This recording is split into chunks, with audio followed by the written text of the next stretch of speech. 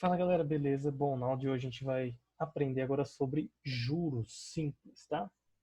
Juros simples, aí depois na próxima aula juros compostos. Então, juros simples, beleza? Bom, antes de começar, a gente tem que saber o seguinte: a formulazinha do juros simples é essa aqui, ó. Juros é igual a capital vezes a taxa vezes o tempo, beleza? Então, ó, o J vem de juros, o C, capital. O que é o capital? É o tanto que eu vou investir, é o tanto que eu tenho, beleza? Temos a taxa de juros, né? A taxa de juros pode ser, por exemplo, quando fala assim, os juros de 10% ao ano, juros de 5%. Então, essa é a taxa, beleza? E o tempo que esses juros vai ser aplicado, beleza? Por exemplo, está numa poupança e vai deixar o dinheiro lá rendendo durante um ano. Esse um ano é o nosso tempo. Ok? Então essa é a formulazinha que a gente precisa gravar. J igual a CIT. Beleza? É a formulazinha do juros simples. Então vamos para um exemplo aí, ó. Quem quiser acompanhar no livro, página 9, módulo 4. E fala assim, ó, Marcos foi a um banco para pagar uma fatura no valor de R$ 800, com 5 dias de atraso. Para o pagamento em atraso, constava na fatura uma multa em que era cobrada uma taxa de juros simples de 0,3 ao dia, né? Quantos reais Marcos pagou pela fatura? Então vamos lá. R$ 800 é o nosso capital, o tanto que ele ia pagar, certo? Sempre o capital vai ser o tanto que você vai aplicar, o tanto que você tem, o tanto que você vai pagar, é o valor inicial, é o capital, beleza? O valor da fatura. Valor da fatura, ok? Depois, qual que foi o tempo de atraso dele? Foram de 5 dias, né? Então, 5 dias. E qual que é a taxa? A taxa ele deu aí de 0,3% ao dia. AD. Se aqui, por exemplo, fosse, vamos supor, ao mês, eu teria que transformar. Eu sempre tem que deixar o tempo, tá vendo? Tá em dias o tempo, igual a minha taxa, ó, ao dia. Se o tempo tivesse em mês, eu teria que transformar para dia, ou se não transformar essa taxa aqui, ó, ao mês, entendeu? Eu sempre aconselho vocês a transformar o tempo, que é mais fácil, beleza? Nunca mexer com transformação de taxa, não. É mais chatinho, beleza? Então vamos lá, agora a gente já tem tudo, ó. Ele quer saber quanto que ele vai pagar, quanto que ele teve que pagar. Então a gente vai ter que calcular os juros, né? Depois calcular os juros, somar com os 800 que ele ia ter que pagar se não tivesse atrasado, né? Que é o valor inicial. Então vamos lá, vai ficar assim, ó, juros é igual ao capital, que é 800, vezes 0,3%, que é 0,3 sobre 100, vezes o tempo, que é 5. Ok? Então vai ficar o quê? Vai ficar assim, ó. Juros é igual a 0,003, né? Que vai dar isso aqui, vezes 800, vai dar 2,4. Vezes 5 vai dar 12 reais. Ou seja, a multa dele é acrescentar mais 12 reais, é os juros. Tá? Então eu vou pegar o capital que eu tinha, mais os juros. Vai ficar 800 mais 12, 812. Ou seja, com a multa, ele vai ter que pagar 812 reais. Se ele não tivesse atrasado, ele ia pagar 800 reais. Ok? Beleza. Vamos fazer um outro exemplo do livro aí, ó. Que ele dá, que é o da Aline. Falou assim, ó. A Aline fez um empréstimo no valor de R$ 1.100 para ser pago no final de 8 meses. Sabendo que os juros pagos no fim do período foi de 220, ou seja, nesse aqui ele já deu os juros, ó. Eu não vou precisar calcular os juros, ele já deu, ó. R$ 220 foi os juros. Qual foi a taxa? Agora ele quer saber a taxa de juros simples cobrada pelo empréstimo. Então tá, ele quer saber a taxa, ele deu os juros, ele deu o capital, que é o valor inicial, né? Ó, capital de 1.100. E deu o tempo de 8 meses. Ok? Beleza? Então deu tempo de 8 meses. Agora, o que eu vou fazer? Eu vou tentar achar agora a taxa, que provavelmente vai estar ao mês, né? Porque o tempo está em meses. Então vamos jogar na mesma fórmula, ó, J igual a CIT. Só que agora eu tenho o J, que é do 220, igual ao capital, eu tenho também que é 1.100. A taxa eu quero achar, e o tempo eu tenho que é 8. Então ficou 220 igual a 1.100 vezes 8 dá 8.800. Opa. Dá 8.800, certo? Vezes I, 8.800I. Então, vou passar 8.800 dividindo, vai ficar 220 dividido por 8.800. Posso cortar um zero, posso cortar um zero. Isso aqui é igual a I. 22 dividido por 880, eu já fiz aqui, deu 0. Então, I é igual a 0,025. Né? Essa aqui é a minha taxa, ó. Só que a gente tem que transformar ela em porcentagem. O que a gente faz? Multiplica por 100. Né? Vai ficar o quê? Ó? 1, 2. Então, deu 2,5% ao mês. Então, essa é a nossa taxa de juros simples. Beleza, galera? Então, é isso aí. Espero que tenham aprendido, espero que tenham gostado. Eu vou deixar para vocês a número 1 e a número 2, tá? Número 1 e 2 da página 11. Fazer e mandar lá no Google Classroom. Beleza, galera? É isso aí. Até a próxima. Valeu. Tamo junto.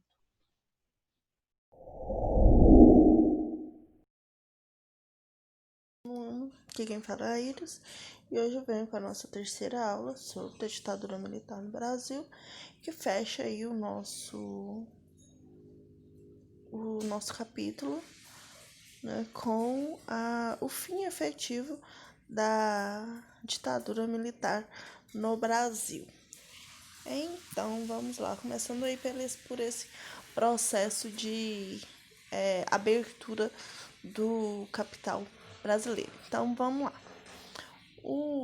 Ao mesmo tempo em que tomava medidas para incentivar a abertura, o Geisel, que agora era o presidente do Brasil, ele também abusava dos seus poderes, como se ele também fosse um ditador no Brasil. Então, temendo um avanço eleitoral do MDB nas eleições parlamentares em 1978, ele fechou o Congresso e lançou uma série de medidas, conhecidas como Pacote de Abril. Essas medidas alteravam o sistema eleitoral, determinando que 1/3 dos senadores fossem indicados pelo presidente, que eram chamados de senadores biônicos, e que a eleição dos governadores continuasse de forma indireta, ou seja, sem eleições para governador. Quem colocava ou tirava os governadores do poder era uma decisão tomada pelo próprio presidente. E ele também queria que o mandato presidencial fosse ampliado de 5 para 6 anos. Apesar dessas medidas, o Geisel manteve a proposta de abertura, revogando os atos institucionais, inclusive a AI-5, onde o Brasil começa a tentar aí voltar a uma certa normalidade. Então, para substituir o Geisel, foi escolhido o general João Batista Figueiredo, que ao assumir o governo, ele prometeu continuar com esse processo de abertura e de redemocratização do país. Em agosto de 79, ele aprova a Lei da Anistia.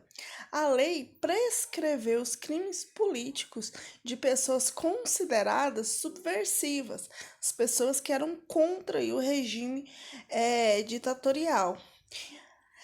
Com isso, as pessoas que estavam morando fora do Brasil porque não podiam voltar ao Brasil, elas puderam então retornar ao Brasil.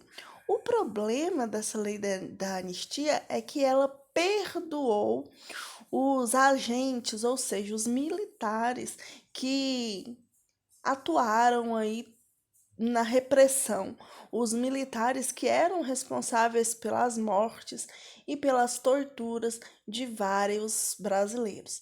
Então, a lei da anistia, ela tem dois pontos: o ponto favorável, que é a volta das pessoas ao Brasil, e tem também esse ponto que foi um pouco criticado, bastante, aliás, criticado pela população, que é esse perdão aí desses agentes que foram tão cruéis com com os cidadãos brasileiros, certo? Agora a gente vai falar um pouquinho aí desse processo do crescimento da democracia no Brasil. Então, em 82 aconteceram as primeiras eleições diretas para governador desde a implantação da ditadura. O PMDB venceu em vários estados, entre eles São Paulo, Paraná, Minas Gerais e aqui em Goiás. E o PDT elegeu o esquerdista incendiário Leonel Brizola, no Rio de Janeiro. A partir daí, os opositores do regime passaram a lutar pelas eleições diretas também para presidente. Começou-se então a campanha denominada por Diretas Já, que, no início de 1884, reuniu milhares de pessoas em comícios populares realizados em várias cidades brasileiras. Enquanto isso, os congressistas decidiram o reestabelecimento das eleições diretas para presidente em 1985. E, inclusive, em Goiânia, teve uma dessas manifestações populares nas ruas de Goiânia também. Um dos locais escolhidos para essas passeatas, esses movimentos para a direta já. A eleição, ela veio com a vitória da oposição. Então, em abril de 84, ocorreu a votação na emenda Dante de Oliveira, que propunha o reestabelecimento das eleições diretas para o presidente. Os congressistas, em sua maioria, votavam a favor dessa emenda. No entanto, devido a um grande número de ausências e abstenções, não conseguiram os 2/3 de votos necessários para a sua aprovação. Em meio a essa estabilidade política, foram lançadas as candidaturas das eleições indiretas em 85. O deputado federal Paulo Maluf, candidato aliado aos militares, recebeu a indicação do PDS para disputar as eleições. O candidato da oposição era o então governador de Minas Gerais, Tancredo Neves. Perdão. Tancredo Neves, ele obteve a maioria dos votos no colégio eleitoral e venceu as eleições, tornando-se o primeiro presidente civil eleito depois de 21 anos de ditadura militar. Nos próximos vídeos, nas próximas aulas, a gente vai ver como que foi aí esse mandato do Tancredo Neves, que eu já digo para vocês foi breve, muito breve. Próxima aula a gente vai falar sobre isso. Então, galera, como eu passei, essa semana não tem atividades, tá bom, para vocês, não vou passar nenhuma atividade, mas eu gostaria de corrigir, aliás, não é nem corrigir, é de passar com vocês essa atividade da página 17 que eu não pedi para vocês. Então, eu gostaria que vocês anotassem essas atividades, essas respostas, tá ok? Então, vamos lá. Essa atividade número 3, que ainda não foi feita, ela fala principalmente sobre esse movimento aí da resistência ao regime militar no Brasil. Então vamos lá, letra A. O que foram os movimentos populares da educação e cultura na década de 1960? Então, no início dessa década de 1960, o movimento estudantil no Brasil ele estava bastante articulado, a fim de promover a valorização da educação e da cultura popular no Brasil. Depois do golpe de 64, os estudantes se tornaram uma importante força de oposição ao regime militar. E eles foram apoiados pelo Partido Comunista e por alguns setores da Igreja Católica. Letra B. O que era a arte engajada? Essa arte, então, ela era produzida pelos artistas que assumiam abertamente o seu posicionamento político contrário ao regime militar e abordavam vários problemas sociais brasileiros nas suas obras. Qual a importância da música na crítica ao regime militar? A música popular brasileira, ela firmou-se nesse período como um influente movimento artístico. As chamadas canções de protestos foram muito utilizadas para denunciar problemas desse regime para a sociedade. Letra D. Porque alguns artistas engajados criticavam os músicos da Jovem Guarda. Então, os músicos aí da Jovem Guarda, eles eram bastante criticados pelos artistas engajados, porque eles não abordavam as questões sociais nas suas letras.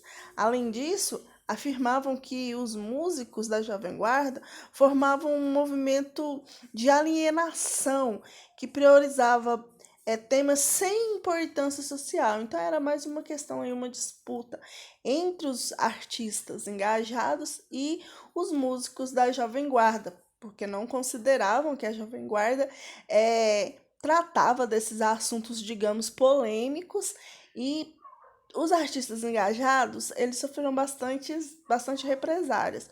Os músicos da Jovem Guarda, por ser menos eufóricos, não sofriam tanto. Letra E. O que aconteceu aos órgãos de imprensa na época da ditadura? Então, logo no início, quase a totalidade dos meios de comunicação de esquerda foi fechado. Os que se mantiveram funcionando foram postos debaixo de uma rígida censura. Então, foi isso que aconteceu com a imprensa na época da ditadura. Sofreu aí uma rígida censura quanto ao que eles produziam. Letra F. Como os órgãos de imprensa resistiam à censura? Então, para escapar um pouco da censura, muitos jornalistas eles usavam humor, como a charge, por exemplo, enquanto outros usavam mensagens cifradas. Letra G. O que foi o movimento estudantil? O próprio nome já fala, né? Movimento estudantil. Então, uma luta, uma organização de estudantes que se destacou na luta contra o regime militar no Brasil. E organizaram vários centros de cultura popular, a UNE, onde os estudantes procuravam divulgar propostas a favor de uma cultura nacional revolucionária, popular e principalmente democrática.